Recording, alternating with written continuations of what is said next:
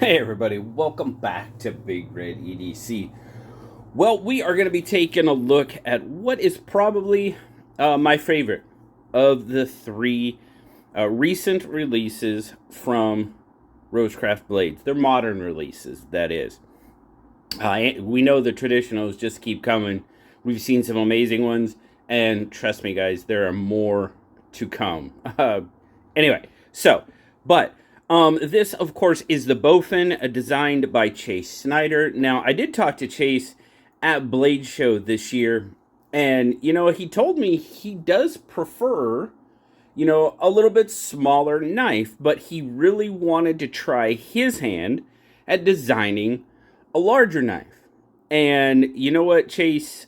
You, you did well, my friend. I really, really enjoy the Bowfin. So what do we got in the Bowfin? Well, you've got micarta handles, nested liners, not quite a deep carry clip, but it is both right and left hand tip up carry.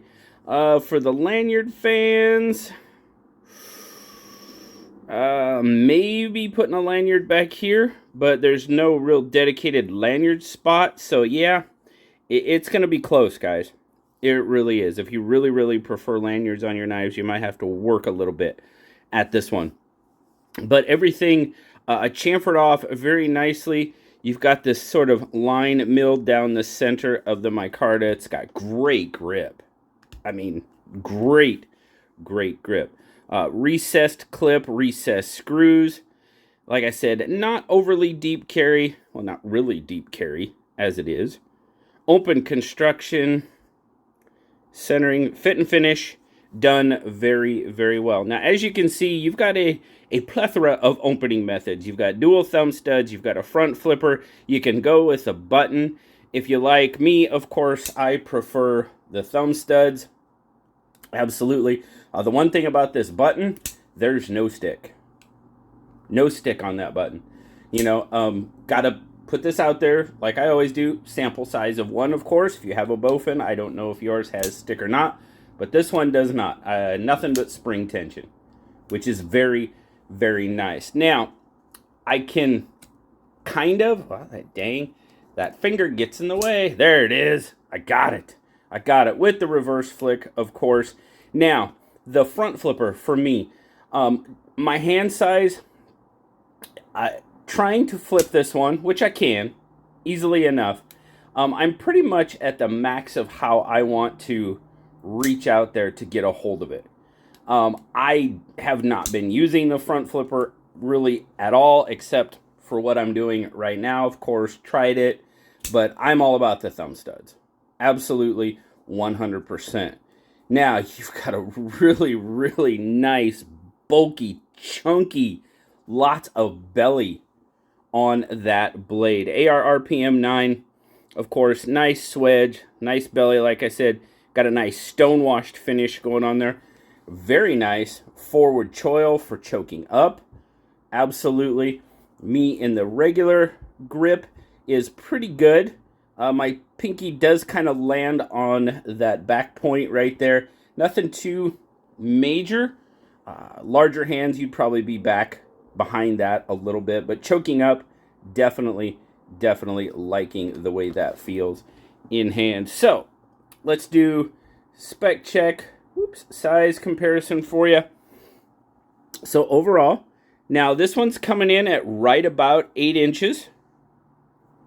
So definitely what I consider a larger knife, for sure. 8 inches or more is a large knife to me. There you go.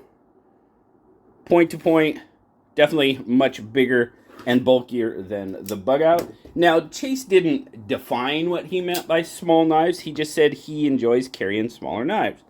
Well, very good. Well, there's a PM2.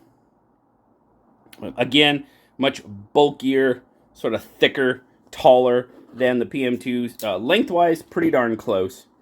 But now, the grip length on these is coming in, for me, it's coming, like I said, I said my pinky kind of hits that point.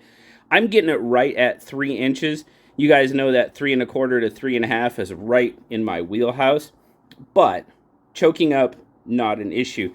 I said overall 8 inches, pretty much about 4.5 on the handle, which is going to give you 3.5, just a hair more maybe on the blade.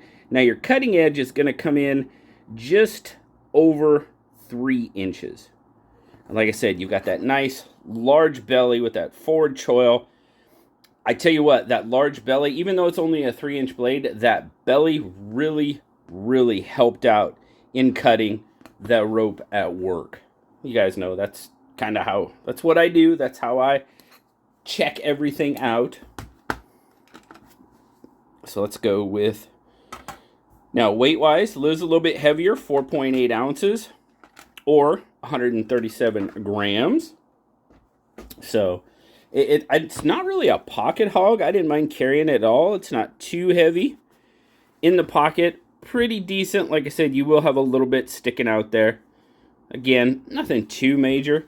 Now, the clip on this, it's got decent retention, decent pop coming off the seam of the pocket. It's good. It's pretty strong, actually. So, but okay, overall, ergonomics is always the biggest thing for me. If the knife doesn't have ergonomics, the knife just isn't going to get used. You know, the blade steel, whatever.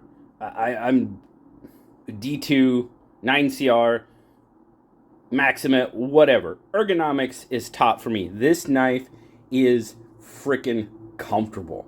Even though I mentioned my pinky does land on that point, it's not bad at all.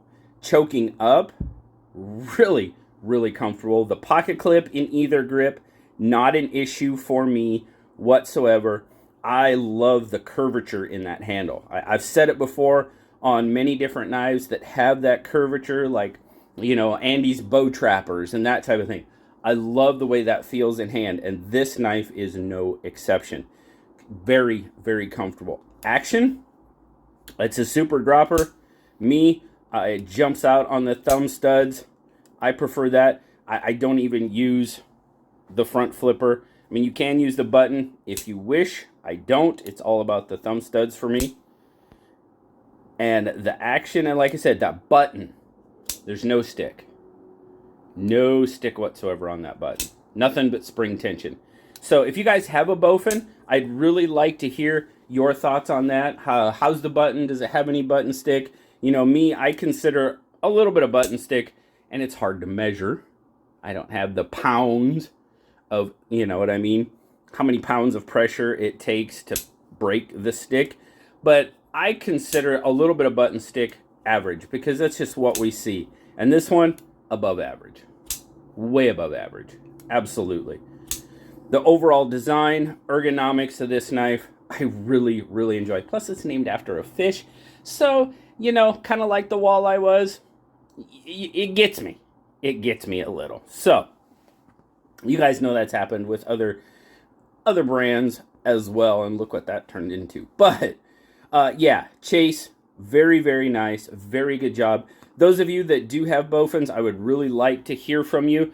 Do you like it? Or is it not your favorite? Whatever the case may be, I'd really like to hear from you what you think of the Bowfin. I like the little pop of green. It gives it a little flair, if you will. I have nothing, well, other than, like I said, I don't use the front flipper on this one. It does stick up a little high. I think it protrudes a little high for me, and plus, the way I like to grab the knife, it flips easy. I'm nothing wrong with that. It's just not how I prefer to open the knife. I will be using the thumb studs for sure. But yeah, tell me what you think, guys. If you got a Bowfin, would love to hear from you. Now, these guys run about $69.99. Now, RoseCraft blades, you shop there. I've got a coupon code there. BigRedEDC saves you 10%.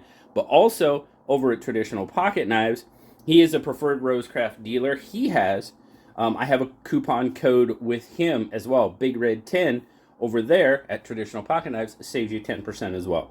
So, RoseCraft blades, Traditional Pocket Knives, wherever you get your those two places, if you get your RoseCraft blades and knives from either one of them, you can save a little bit of money. So, really appreciate it, guys. Thank you so much, Chase. Well done, my friend. As always, guys, like, subscribe, leave me that comment. You know I love talking to you. And until next time, I will talk to you later. Bye-bye.